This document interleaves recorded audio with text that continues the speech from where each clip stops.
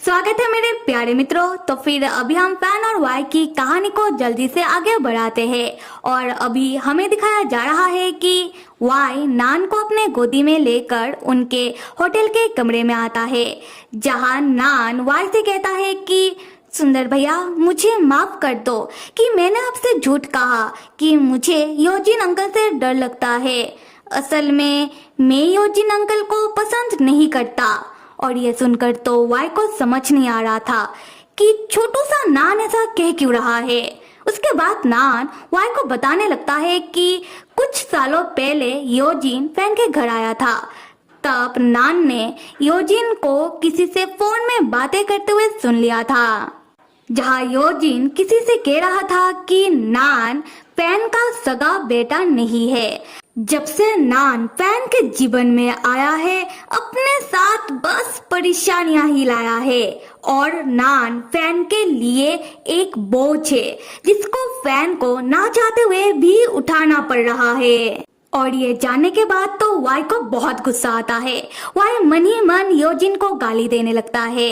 Y कहता है कि कमीने योजिन तूने ऐसा कहा। उसके बाद तो वाई खुद को शांत करता है और सोचने लगता है कि पर योजिन ने ऐसा क्यों कहा कि नान फैन का सगा बेटा नहीं है। और अगर योजिन ने ये बात कही है तो ये बात तो योजिन ने ऐसे ही नहीं कही होगी। तो क्या सच में नान फैन का सगा बेटा नहीं है? तब छोटू सा नान वाई से उदास होता हुआ पूछता है कि सुंदर भैया क्या मैं मेरे डैड का बेटा नहीं हूँ?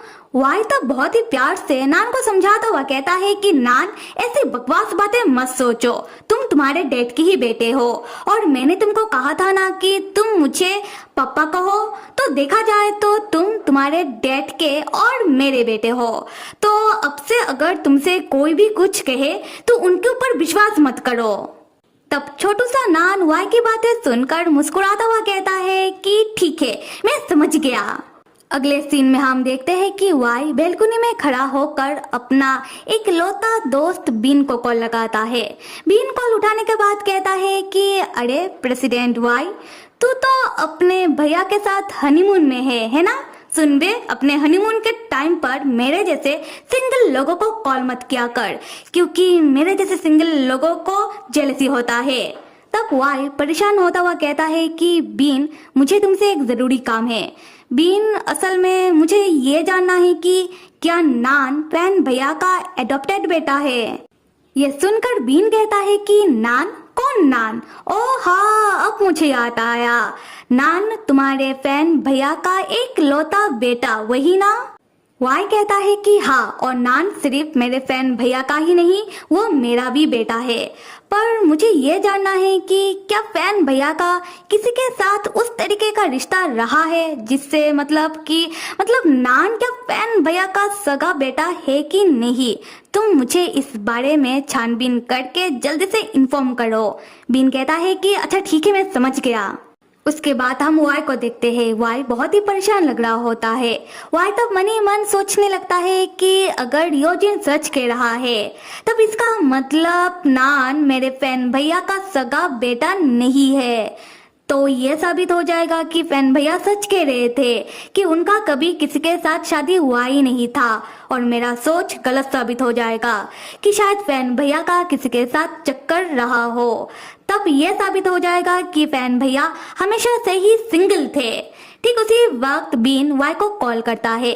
बीन वाई को बताता है कि जब अभी अभी मैं नान के एडॉप्टेशन के बारे में छानबीन कर रहा था तब मुझे एक और बात पता चली कि योजिन नाम का बंदा, उसने मुझसे पहले ही नान के एडॉप्टेशन और तेरे भैया का किसी के साथ उस तरीके का रिश्ता रहा है या फिर नहीं, इस बारे में पहले ही छानबीन कर ली है। और मेरे जानकारी के अनुसार ये योजिन नाम का बंदा तेरे भैया के लव लाइफ में कुछ ज्यादा ही इंटरेस्ट रखता है। मुझे लगता है कि ये बंदा तेरे भैया से प्यार मोहब्बत करता है। देख वाई, सावधान हो जा, कहीं ये बंदा तेरे भैया को तुझसे छीन ना ले। तब वाई कहता है कि ठीक है मैं देख लूंगा और थैंक यू। उसके बाद वाई फोन रख देता है। ठीक उसी वक्त पीछे से फैन आता है। फैन वाई से पूछता है कि वाई नान कहाँ है, क्या नान सो गया? वाई जो अभी भी परेशान है, वाई फैन से कहता है कि हाँ नान कार्टून देखते हुए सो गया। फैन वाई के शक्ल में परेशानी को देख लेता है। फैन वाई के पास आता है और अपना हाथ वाई के गालों में रखता हुआ पूछता है कि वाई मेरी ओर देखो। वाई तुम इतना परेशान क्यों लग रहे हो? वाई क्या बात हुआ है? हाँ। तब वाई कहता है फैन भैया कुछ भी तो नहीं। अच्छा फैन भैया क्या आपका बात योजिन के साथ हो गया? आप दोनों के बीच क्या बात हुआ है?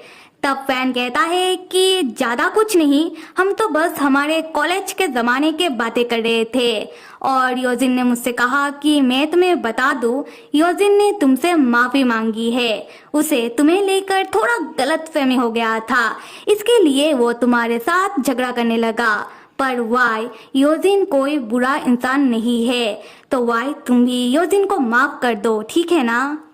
वाई तब फैन का हाथ अपने गालों से हटाता हुआ कहता है कि नाटक, योजिन नाटक कर रहा है। तो फैन कहता है कि नहीं वाई, योजिन नाटक नहीं कर रहा, मैं उसे कॉलेज टाइम से जानता हूँ। हम दोनों हमारे कॉलेज टाइम से दोस्त थे और उसके बाद भी जब नान छोटा था योजिन ने बहुत बार मेरा नान का ध्यान रखने में मदद किया है। वाई तब गुस्से में फैन का कंधा जोर से पकड़ता है और फैन के ऊपर चिल्लाता हुआ कहता है कि फैन भैया अगर मैं आपसे ये कहूँ कि योजिन ने नान से कहा है कि नान आपके लिए बोझ है जिसको आप ना चाहते हुए भी उठा रहे हो, तब आप क्या कहोगे? हाँ। और ये सुनकर तो फैन चौंक जाता है। फैन कहता है कि क्या कहा तुमने?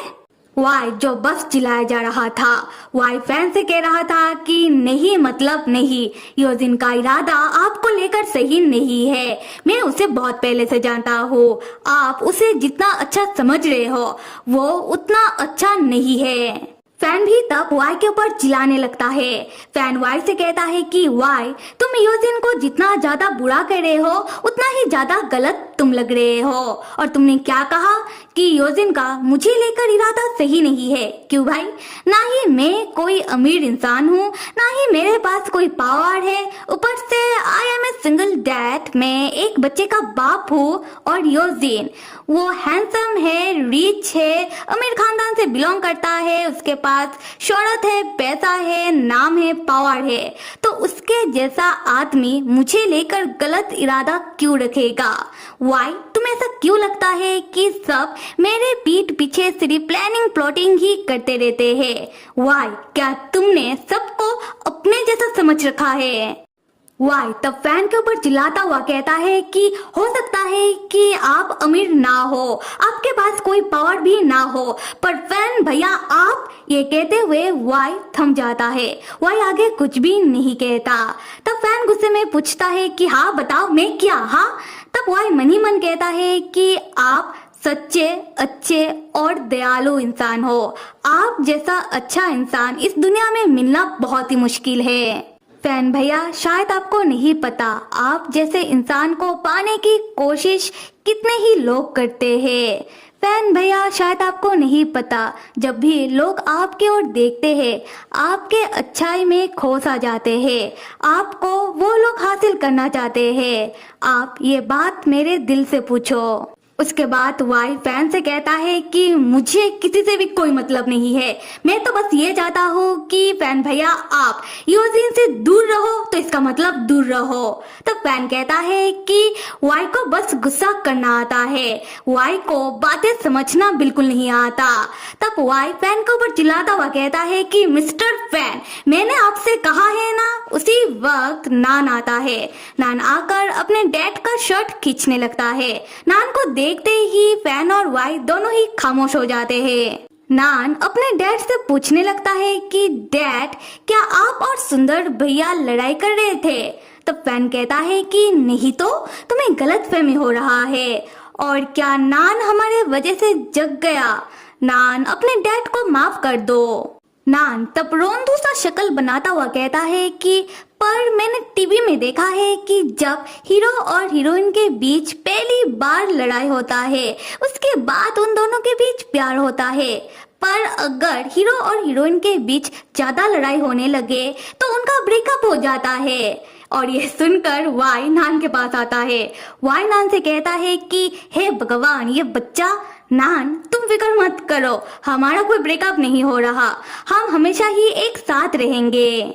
तब नान कहता है कि मैं कैसे मान लूं, क्या आपने मुझे बच्चा समझकर रखा है? अगर आप मुझे विश्वास दिलाना चाहते हो तो मुझे साबित करो। वाई तब नान के गालों में पिंच करता हुआ पूछता है कि तो मैं मेरे नान को कैसे साबित करूं? तब नान इस बात को लेकर बहुत सोचने लगता है और बहुत सोचने के बाद नान अपने सुंदर भैया और डैड से कहता है, मैंने टीवी में देखा है जब हीरो और हीरोइन के बीच बहुत ज्यादा लड़ाई हो जाता है, उसके बाद अगर वो दोनों एक दूसरे को किस कर ले तब वो दोनों दोबारा एक हो जाते हैं। तो क्यों ना आप दोनों भी एक दूसरे को किस कर लो। और ये सुनते ही फैन और वाई चौंक कर एक दूसरे को और देखने लगते हैं। पर हम वाई को देखते हैं जो इस बात से शर्मा रहा होता है, पर फैन बहुत ज्यादा चौंका हुआ होता है। पर छोटू सा नान जो अपने डैड और सुंदर भैया को कह रहा होता है एक दूसरे को किस करने के लिए। तो फिर मेरे प्यारे मित्रों बताओ कि आगे क्या होने वाला है। खैर कहानी को आगे देखने के लिए till stay with me and see you.